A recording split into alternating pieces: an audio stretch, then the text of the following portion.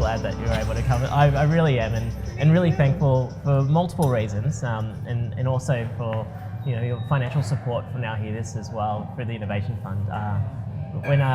So I actually was thinking, who would I love to engage in FairTrade, because I wanted it to be around coffee, and I just like the idea. It's almost like this idea of communion when you sit down, you're sipping on.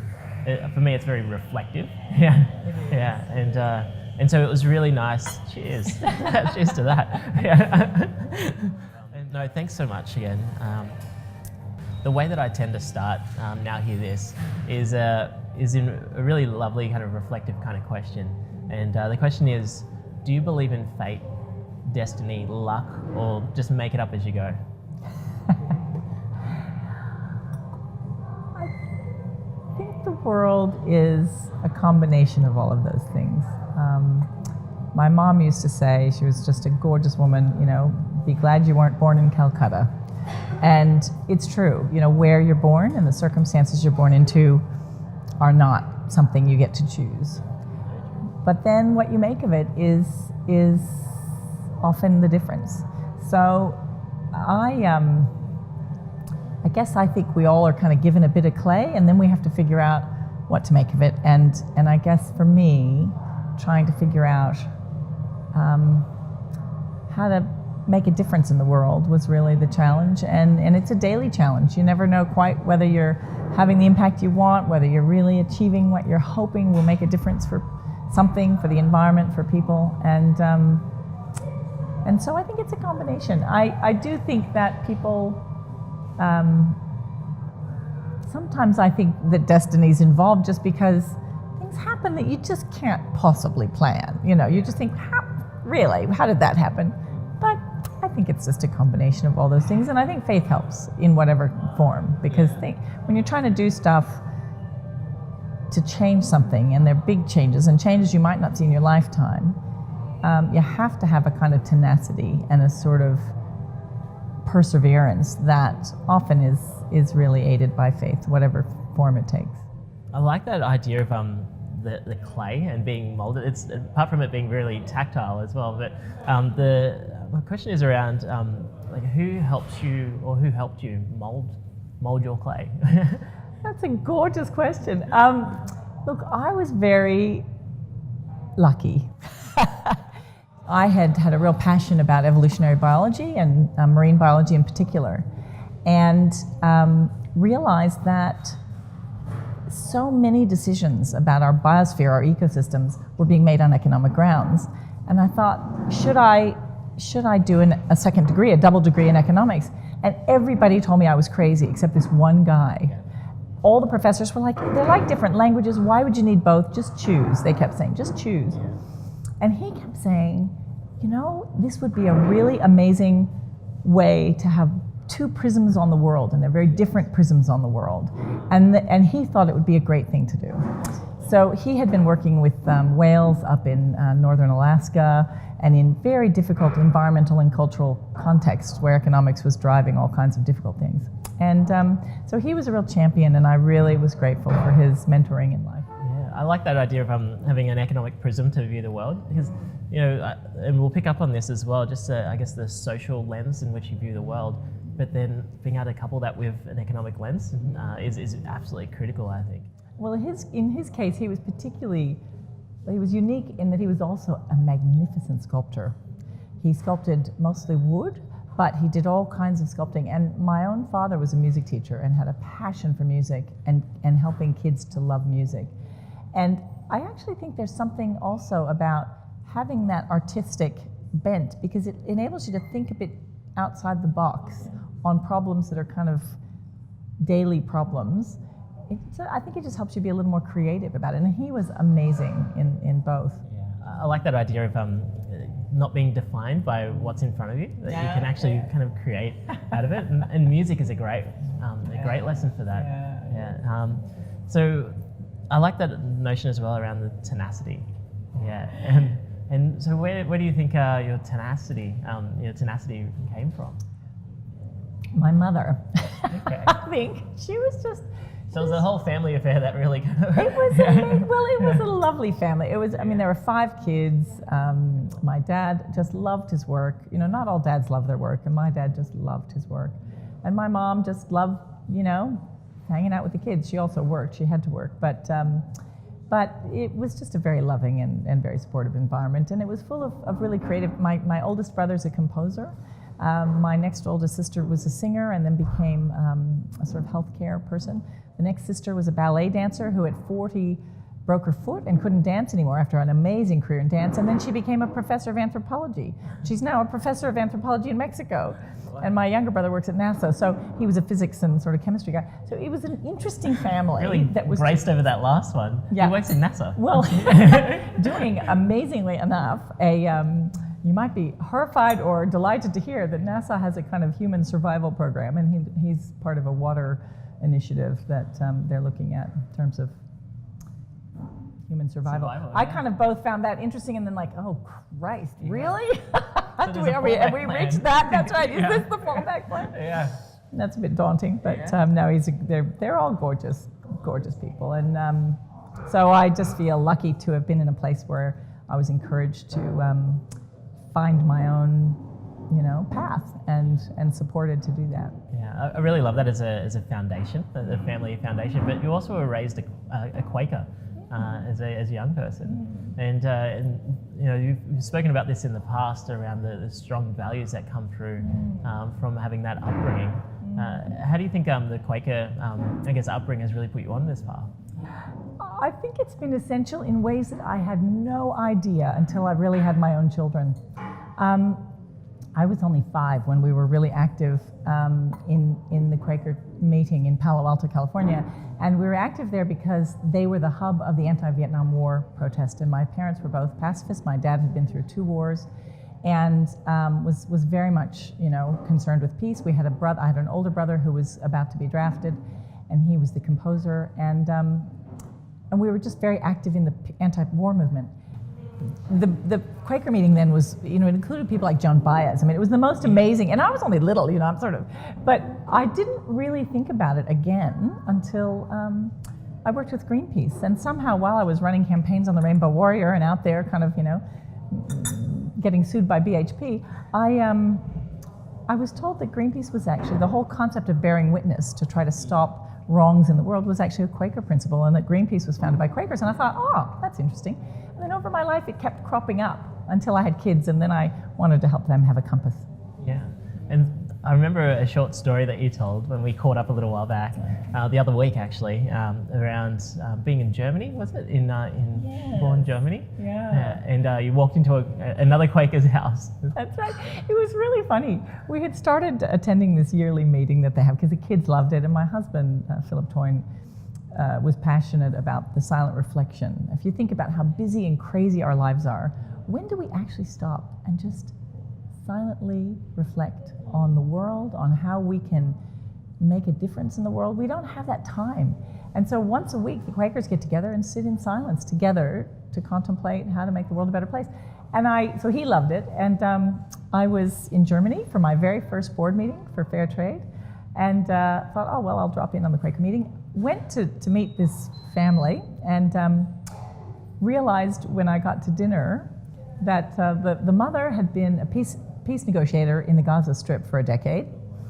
She was actually from New York originally, and he was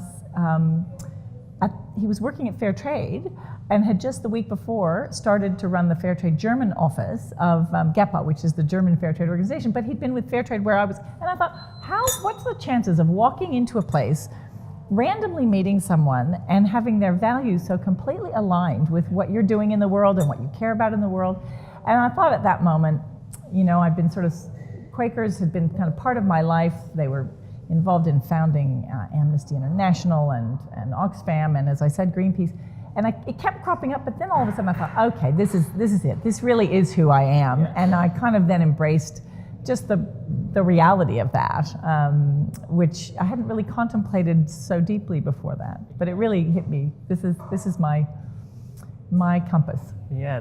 So it's almost an element of destiny is kind of making its tracks through there. Yeah. And I like the idea of, it was the silent silent reflection, which is a Quaker's practice, and this idea that God's plan, and it will manifest itself and it will come out in different forms, and I think that's really lovely for your own journey. They are amazing. They have this very open embracing of faith. So the Quakers don't define a liturgy. They don't define.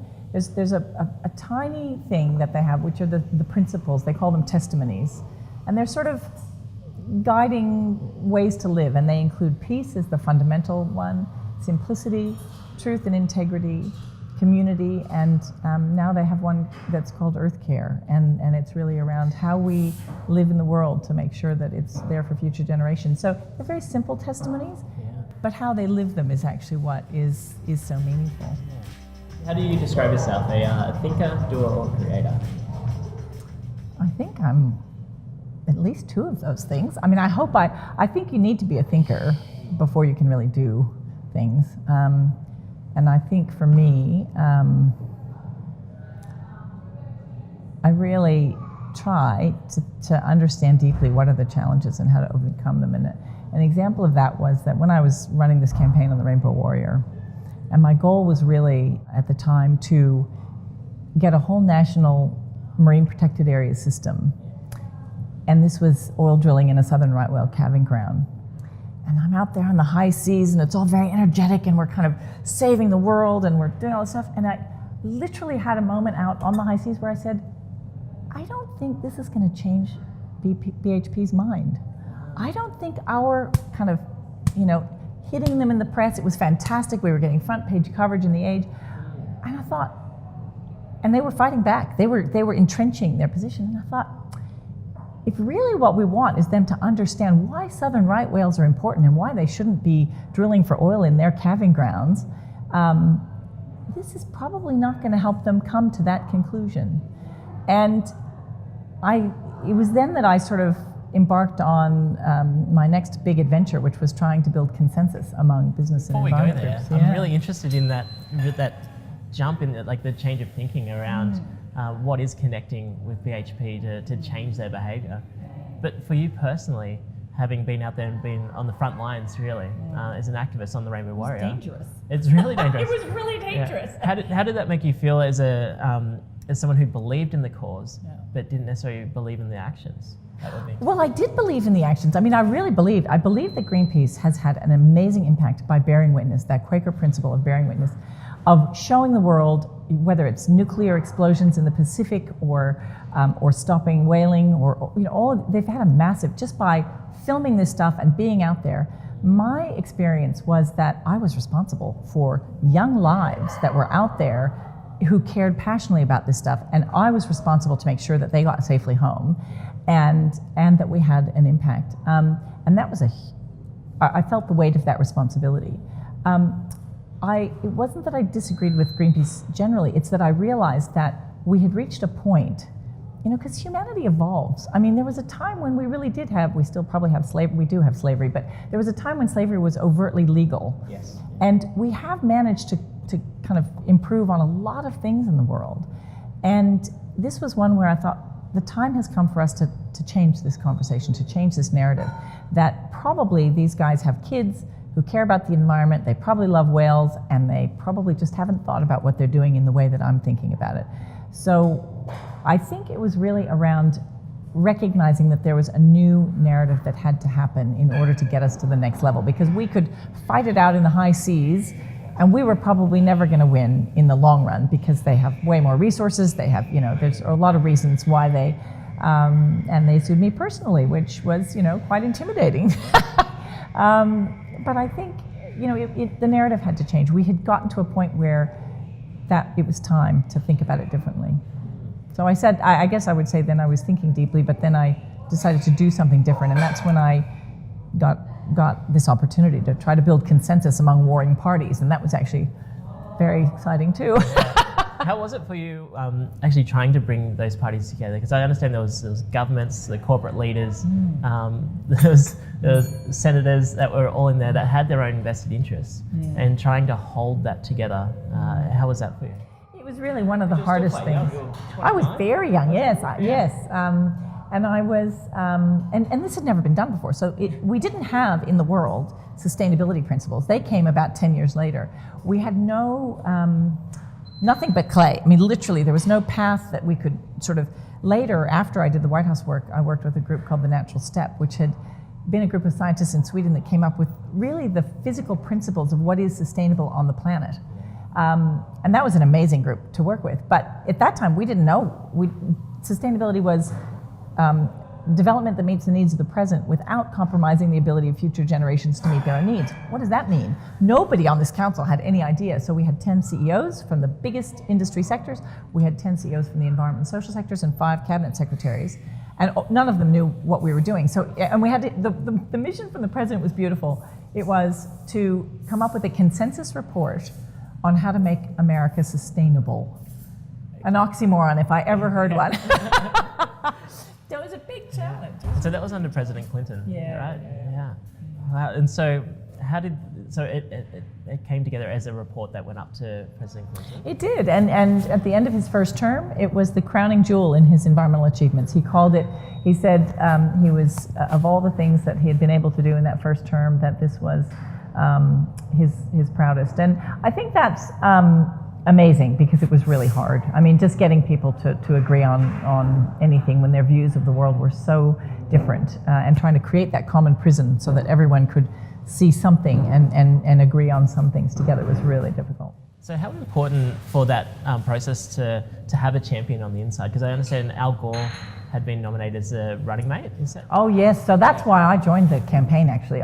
He had written the book Earth in the Balance, and so I actually worked on the presidential campaign from a group that was set up called Environmentalists for Clinton Gore. So I helped to spearhead all of the statewide pressure for kind of leading thinkers to get behind Clinton and Gore, and that was a really great experience. I never planned to be in the White House. That wasn't an ambition of mine at all. I thought, well, we'll get Gore elected, and then he'll be able to fix all this stuff up, and I can get on with having a normal life. So I didn't expect to stay, but they made me an offer. Eventually, I couldn't refuse. When I was based in New York, working as the Australian Youth Representative to the UN, and was during working. Rio or during when?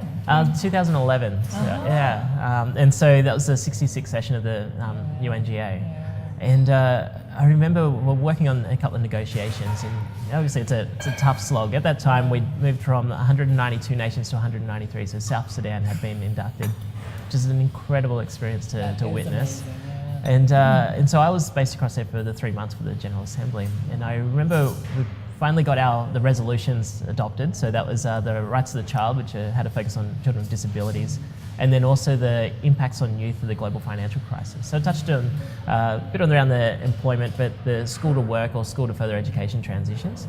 And I remember sitting there one evening and looking at the resolution and feeling that it had been watered down and compromised so much that I looked back on the last 3 months and I went, did I really make a difference?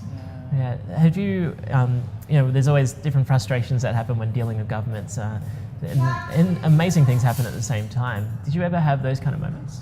Absolutely, regularly. In fact, I didn't have kids till I was, 40, because I just thought, oh my God, the world's not fit for, to bring anybody into it. And I just wondered whether we'd ever be able to really turn things around. And I think we may not still know in my lifetime whether we've really created a sustainable sort of path for humanity. But you absolutely have moments. I did a lot with the IUCN in my younger days. And I can remember one meeting in particular where they were talking about mining the Antarctica.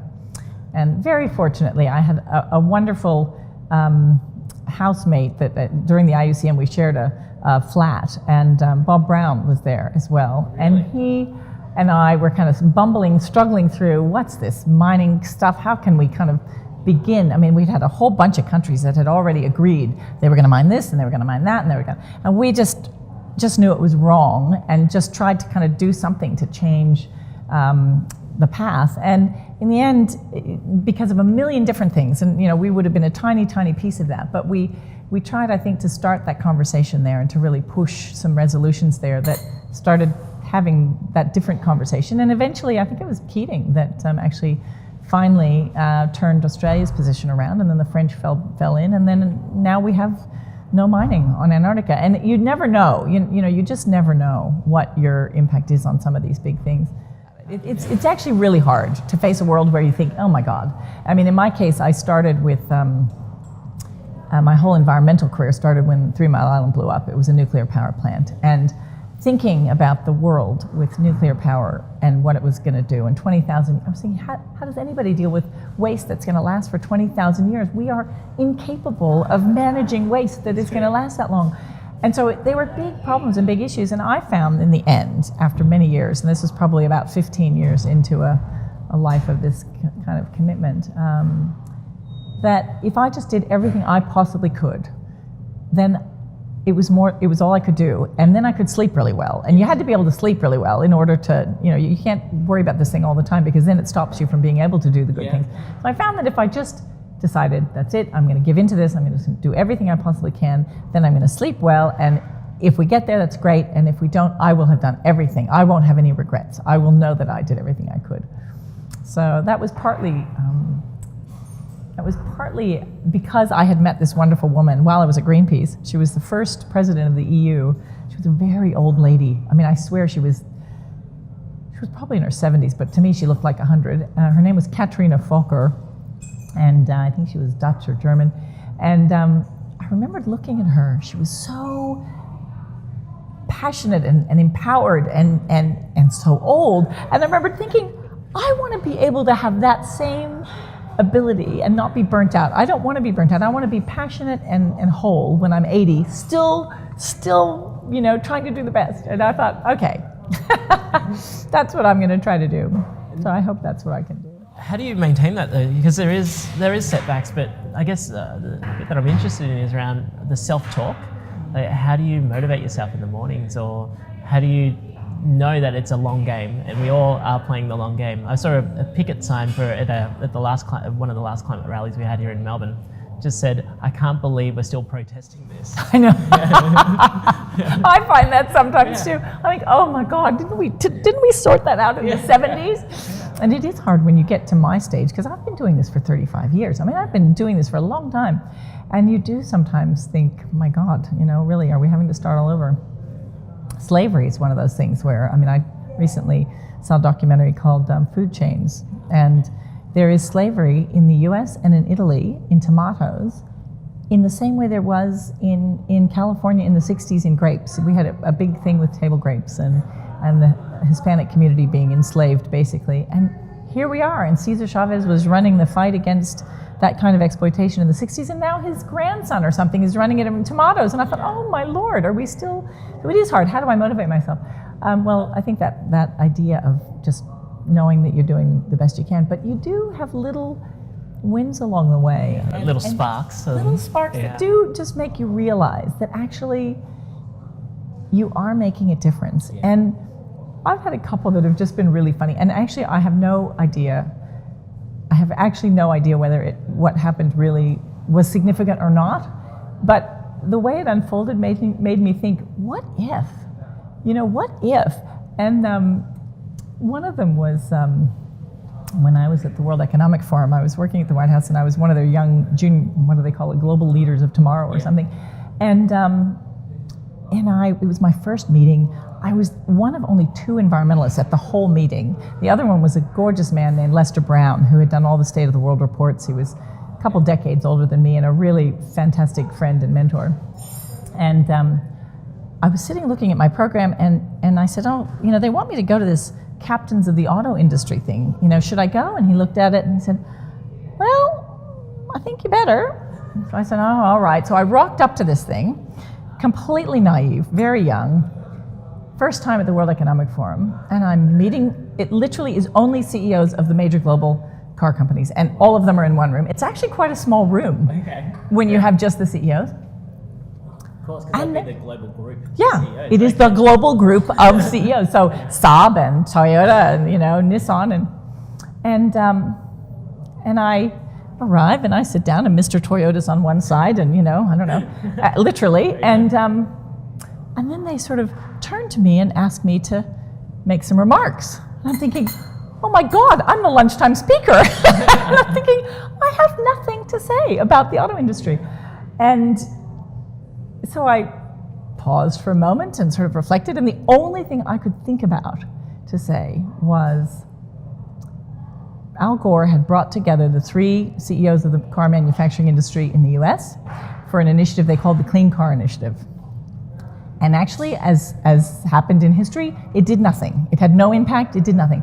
But I sort of latched onto that and said, well, at the White House, we're doing this, blah, blah. And I talked about it as if it was this real, it was real, it's just that it never had any impact.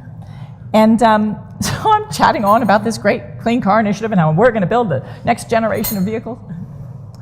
And years later, when the Prius came out, I didn't even think about it then, but I was in Japan recently and I was doing some interview for something, and then I thought, oh my God. I thought, what if Mr. Toyota sitting there actually thought, oh, they're going to do this, I better. And I thought, wouldn't that be cool?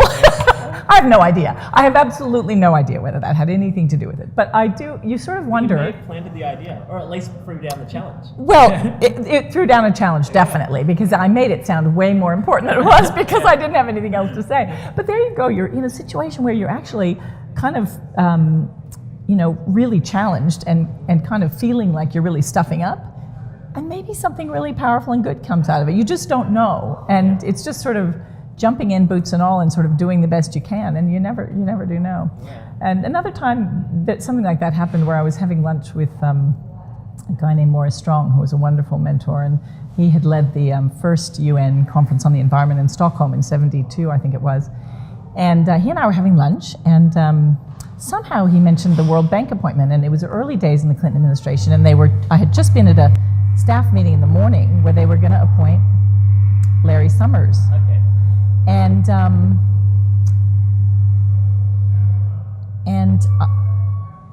Morris said he had a friend who would be a great head of the World Bank, and I said, Morris, they're making that decision. I think Larry's going to get appointed in the next day or two, and if you have something that you want to say about it, because Larry Summers was kind of the archangel to the environment movement. He was really not a good appointment to the World Bank if you cared about the environment or indigenous issues or anything else. So I said to Morris, this decision is being made right now. I said, if you know someone and you have something, and I'd never heard of Jim Wolfenson, I'd never heard of him, but I said, Morris, make the phone call to the Vice President right now, because that decision is on the table, and now's the moment. Months go by, Larry doesn't get appointed. I think, oh, that's interesting. And Wolfenson is appointed eventually. And you wonder, is that a phone call? Does a phone call matter? Yeah. And sometimes I think it does. You never know. You will never know. Yeah. Ooh, what? So I'm reading back over the questions going, hey, that's a good question. Impressing my, no, I'm not impressing myself. Terrible. Yeah.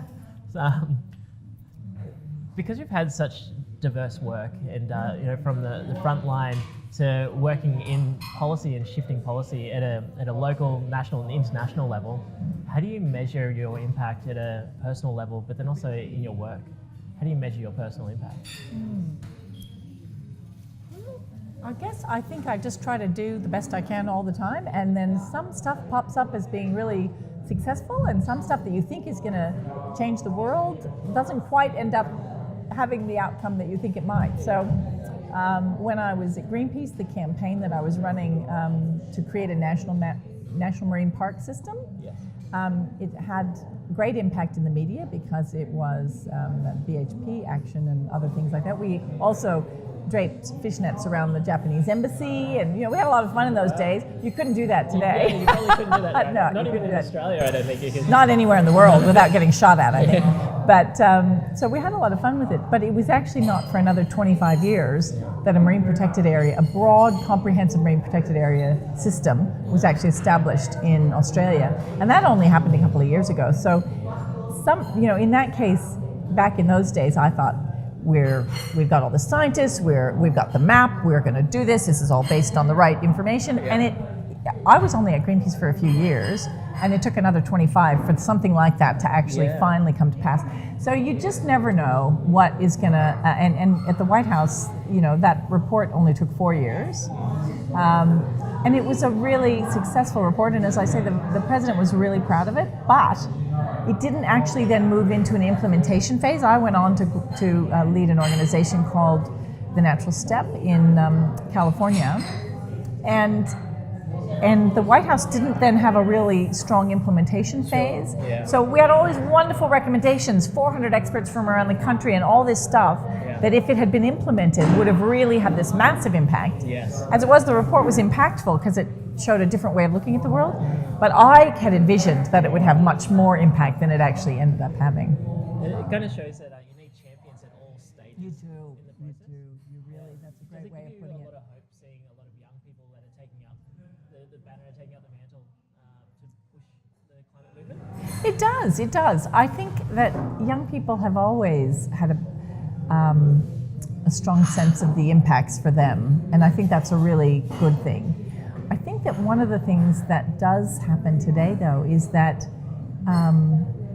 there's just so much in our face all the time that deciphering what's really important from all the noise is, I think, I don't know how young people do it, because you learn to do that over a lifetime.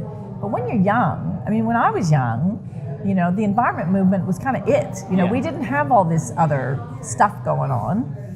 And even issues like Indigenous rights came up kind of later. And so you sort of, having so much, and there's just so much going on in the world, and now we hear about it all. I mean, last night, another plane going down, you know, another terrorist act, another this, another that. And I guess I think that it's harder than ever to separate the noise from really the impact. So in the fair trade world, for instance, we've done this work over 25 years to really develop a system that is amazing in how it works. There's lots and lots of sort of things that try to do similar things but don't actually have the same integrity. Yes. But if all you're looking for is a CSR tick to be a good company or to be a good this, you can do something that's much cheaper and much less impactful and still say, we're good, we're doing the right thing. And I look at that and think, oh, how are we ever going to really know that we've got there? Yeah. If there's so much noise and so much confusion about really what is the most impactful thing. So do you think that lowers our, as an individual, and seeing all these issues happening around, do you think that lowers our threshold for caring? I think it does. I think in something like organics, I think the fact that there's 350 labels around the world made it really confusing. I think that right now in the fair trade world, I think fair trade is a standout in terms of its impact. But in some circles, you wouldn't know the difference between something that is just kind of buying from the farmers or direct trade from the really impactful and deep system that is the global fair trade system. So I think it's hard to differentiate. And I think the more noise there is, the harder it is to differentiate. Someday, I think we will have uber transparency across these supply chains, and then people will really be able to see. But right now, I think it can really make it too hard for people. Yeah, you get a sense of overwhelming. Yeah, it is. They're big. I can remember being quite overwhelmed when I was working at the White House. One of the people that I met and got to know quite well was working in an area of endocrine disruptors in the world. And it turns out we have loaded the biosphere up with all these things that affect reproduction in wildlife, in people, in everything. And the impacts are, World Wildlife Fund had done a big global conference measuring it in wildlife, but actually they're everywhere. And I thought, oh my God, we can't, these are like the genies out of the bottle. Yeah. These things are out there and we can't get them back, and there's no way to get them back in the bottle. So all of life is going to be affected by this. And I really found that quite difficult. We stopped putting CFCs into the ozone, and we've stopped doing a lot of that stuff. But still, Bhopal happened while I was at that age. That was a huge explosion that killed many, many, many people in India. These are big, big challenges. Yeah. And a couple of years ago, you gave a speech at a conference, and you listed the 10 lessons that you've learned. And something that comes up in your story as our conversation's going is that everything is connected to everything else, whether it be ecologically or relationship-wise, and then also at different points in your life. So that is a big lesson that it does take time. It is a big lesson, and it comes back to that question that you asked about luck and faith and destiny, because what goes around really does come around, and everything really is connected to everything else. So what I'm finding now in my mid-50s is that people that I knew 20 years ago, whose organizations I sat on the board of, are now sitting on the board of my organization, or are helping me to do something else. And it really is true that there's a karma about, when you've been generous for a long time trying to make things happen, and then you need help getting something to happen, you've sort of got this wonderful world to draw on that you feel very lucky to have, because you've invested a lot in other people's organizations and in other people's missions. And that's I suppose that having that kind of support group around you allows you to take risks and to back yourself, because you know you have the backing of others, which was actually, I think that was number 6 on your lessons learned. Take risks. Yeah. What was the biggest risk that you've really taken, and did it pay off or did it not? That's a really great question, because the biggest risk for me was that work around the White House, because if you've ever watched a show like West Wing, it is a really intense environment. And I, at that point in my life, was very young, and the job was huge. There were no clear maps to kind of guide you through that. I had 2 co-chairs. One was the very high-level executive in Dow Chemical, and the other was head of an environment organization. And that was the first time in my life that I had faced narcissism, where someone really was difficult in ways that I had just never experienced before. So where we had this big mission for the president, one of these characters, just everything was all about him. Whether, for a long time they said, because Al Gore was turning up, he would say, this is not the Vice Presidential Council on Sustainable Development. This is humiliating to me. And I'm like, I just kept saying, build it and Clinton will come. Just build it and he will come. He's given us his name. He's given us the capacity to do something here. We just have to have faith that we can do this. Yeah. But it was always this amazingly difficult character. So I sort of felt like I was walking, you know that Charlie Chaplin movie where Charlie's walking along and there's flower pots just sort of flying all over. I always felt like, just keep going. And at one point, very early on in my days in the White House, this wonderful woman named Molly Beatty, who was the first ever woman to head the Fish and Wildlife Service, which is the kind of shooters and, fishers and shooters. It had never been headed by a woman, or I don't think any woman had ever been in a senior position in that organization. She was phenomenal.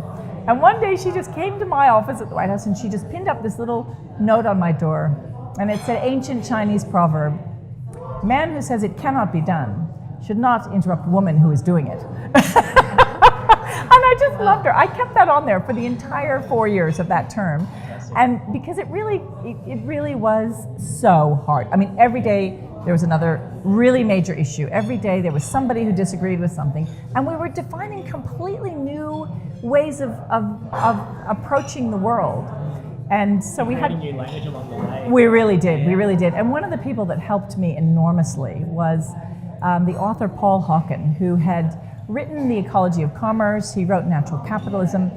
And I brought him in to talk to the council very early on, to the chagrin of my co-chairs, mind you, to actually help us try to envision what a future could look like without all the noise of today getting in the way. So the exercise was about, what is the world that you want for your grandchildren? Let's not talk about the lawsuits you're involved in with each other or the disagreements you have about whether the environment is really in crisis. Let's talk about what is the world you want for your grandchildren. And that was the only way that we were able to break through this complete loggerhead of, do we live on a finite planet or do we have to have a growing economy, which was the conversation for the first 12 months. It was just so having that breakthrough really required us to kind of think ahead, and that was Paul really helping us to define that. But that was hard. Every single day in that job, I knew that it could be my last day. I mean, because I had to literally walk on broken glass and just, keep the path going and know that nobody was really going to be happy, and at the end, everybody was happy, but it was very hard. Yeah, there's an old saying, and it says, and it goes that society grows great when old men plant trees whose shade they know they'll never sit under. which I think it's a really lovely, yeah, and it kind of feels that, because it feels like you were in the trenches, and it was not until you were able to raise your head above the fold and go, actually, that's where we're going. Absolutely, absolutely. And when you're in the trenches, in a place like the White House, lots of times the shots are fired from inside the tent. You know, that's where you realize, oh my God, you know, aren't they on my team? Aren't they supposed to be? And that's really a realization in life where difficult things make strange bedfellows, where you never know where you're going to find alignment with someone that's really going to help you move something through, and where you think that someone is going to be able to help you who actually is pulling back, you know, where you don't want to go. And those are interesting lessons. It just means that you have to be much more open to finding alignment and moving where the movement is possible. And that was not always easy in the White House. That's beautiful. Like that, what you've just said there, incredible. This is me breaking character, and I'm not like that. For me, I can't wait to watch that bit back, because so Molly, I have 5 fast questions for you. The first question is, what piece of advice would you give your 20-year-old self? That's really a good question. I think living simply so that others may simply live, and not getting hung up. At 20, you're hung up on clothes and shoes and things that you need, and I think just living simply so that others can simply live is something that at 20 is hard to appreciate. That's true, because you're still in that short-term kind of like the immediacy kind of phase. Yeah. And so, if you could do anything in the world that you knew that you couldn't... Actually, can we back up on that one? Because I just really thought what really is still my mantra, or something that I tell my children every day, is do what matters. Just every day, if you do what matters, you'll get a lot further in whatever your path is. And that's not an easy thing, doing what matters. It's true. It's often the hardest thing to do. It is. It is. I don't know if you've ever heard that proverb where the philosopher comes into class with a jar, and the jar is full of rocks and pebbles and sand, and he empties them all out on the table, and he says, "This is your life. The rocks are the really important things that you couldn't live without, your family, your loved ones. The pebbles are the kind of important things, maybe your job, maybe your, house, and the sand is everything else." And then he said, watch, and he puts the sand in first, and then he puts the pebbles in, and then there's not enough room for the rocks. And he says, notice that if you don't pay attention to the rocks, then there's not room in your life for them. And that's a really important little proverb, I think. So do what matters. If you could do anything in the world that you knew that you couldn't fail at, what would you do? I would have the system of FairTrade be the system of the World Trade Organization, because I think in one fell swoop, the sustainability of the planet would be quite transformed. Oh, absolutely. The idea of free trade agreements and just how countries can be owned by corporations, that terrifies me. And it kind of terrifies me for the world that is going to be coming. It is terrifying, because it's where the powerful are even more powerful, and they have no rules around them. And I often say fair trade is free trade. It's free of slavery, free of tears, free of indentured servitude. But so far, the free traders of the world haven't quite gotten my approach. They will. I hope so. Hopefully, yeah. I hope so. I feel that we are getting into a certain tipping point where there is and I think it's been a tipping point that has been growing to get to where we are, and it is because people are becoming more aware around their footprint and their impact on the world. I think that's true, but I think the best indication of that, and for me last year was just an amazing year, because I had very poignant things happening in kind of juxtaposition to each other. One was my dear husband, who'd done so much in Indigenous land rights and in environmental stuff, died of a long-term cancer. But at the same time, the Paris agreements on climate change with 193 countries and the United Nations Sustainable Development Goals were all passed. And I thought, oh my God, what if we actually now are all aligned on how we would do this? And I just thought, I wish Philip had lived to see that, because he'd worked his whole life. And I thought, oh my gosh, maybe now we really are at that tipping point. And I hope we are. I really believe we could be. We are. So the next question was around how do you overcome self-doubt or negative talk? But I think we have captured that to a certain extent, or is there something that you'd like to share about that? I think self-doubt is a really healthy thing. I actually think it helps us to be more humble and to be more open and able to listen better. So I suppose for me, self-doubt is just one of those things that's kind of on the checklist of maybe I'm not understanding this, maybe there is something. And so I actually embrace it instead of fear it, because really it can be helpful. But at the end of the day, if your visions are clear and you're trying to do something that is genuinely for a greater purpose, then you keep going because you think it's important, and you sort of work through the self-doubt to sort of try to understand how to make it happen. And usually it's a combination of those things that helps you get to the end of the... Yeah. And so when you have that purpose or that sense of purpose and that vision of where you're going, how do you motivate yourself to get up each morning to go, actually, I am on a mission here. It's going to be hard, but this is where I'm going. What kind of tools that do you use in regards to self-talk or motivation? I think when you're doing something that matters and is for a greater purpose than just your own needs or wants, then it's really easy to be motivated, because you really do see that there is something bigger than yourself. And I think we are, as a species, inspired by doing something lasting or doing something that is bigger than ourselves. So I don't have any trouble with motivation. I was giving a talk yesterday and somebody came up to me afterwards. It was to a group of procurement people, and he said, "You must be so excited to get up every morning." And I said, "Yes, I am." And I thought, that's funny. But I think that when we really are thriving and doing our best to make a difference in the world, it is just by itself a great motivating thing. What's your greatest fear? My greatest fear is that humanity, I look at things from a sort of evolutionary perspective, and I know that the dinosaurs were on the planet a lot longer than we have been. And I look at what happened to them, and I think, are we going to get there? As sort of the first really self-aware species that is really impacting our future in ways that no one else could have dreamed of in terms of an evolutionary biology point of view.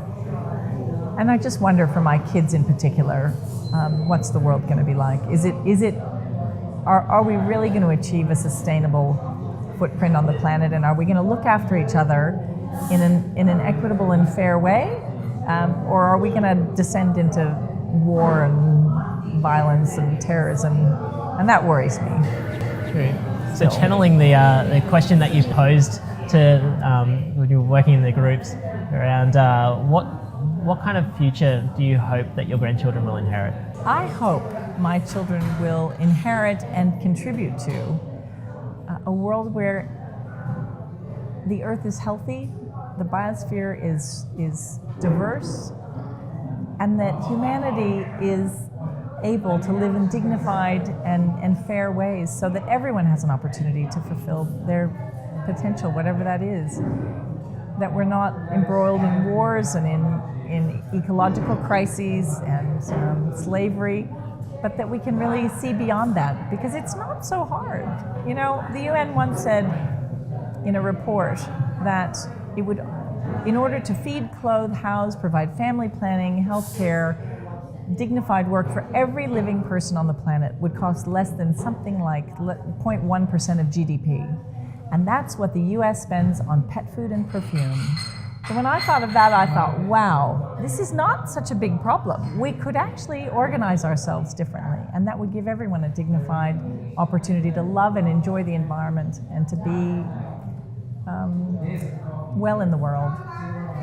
Molly, it's been an absolute pleasure having you today, and thank you so much for joining me for a coffee and a chat and a Danish as well. It's a great pleasure. It's a real delight. And also thank you again for supporting Now Hear This through the Innovation Fund.